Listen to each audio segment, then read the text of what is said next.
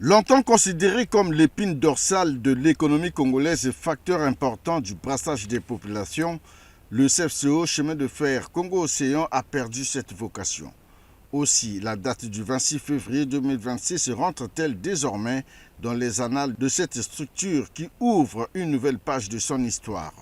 Et pour cause, fidèle à ses engagements de relancer et de diversifier l'économie nationale, le bâtisseur infatigable Denis Sassou Nguesso, président de la République, a pris un acte solennel, celui de donner une nouvelle vie au chemin de fer Congo-Océan. Le lancement ce jour des travaux de réhabilitation et de modernisation du CFCO à la place de la gare centrale de Brazzaville a été ponctué par plusieurs allocutions.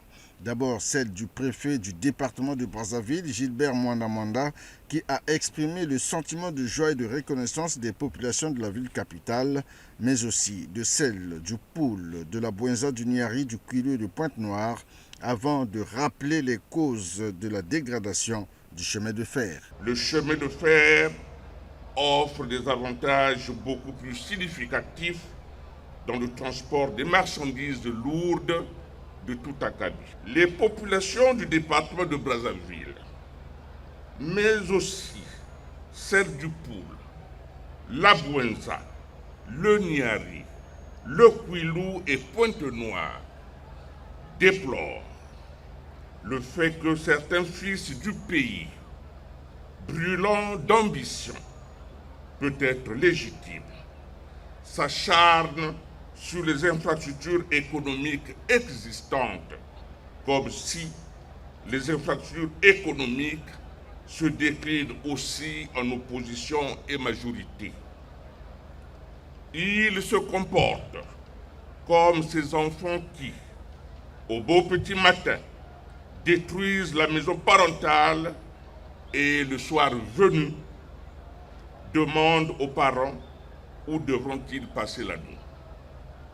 En illustration, qui de nous tous ici présents a oublié comment le chemin de fer a souffert des affres des guerres fratricides?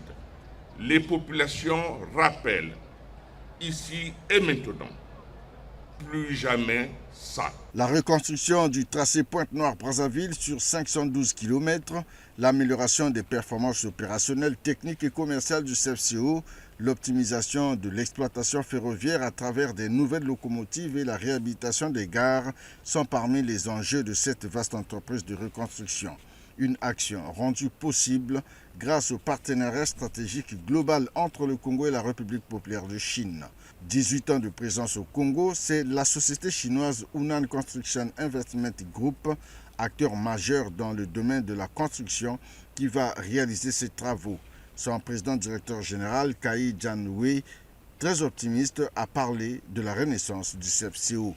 Pour le chef du bureau des affaires étrangères de la province de Hunan, Guo Ning, qui a paraphé l'accord cadre de réhabilitation et de modernisation du CFCO, les équipes les plus aguerries de Hunan Construction Investment Group seront mises sur ce chantier pour des travaux d'ingénierie ferroviaire et de génie civil.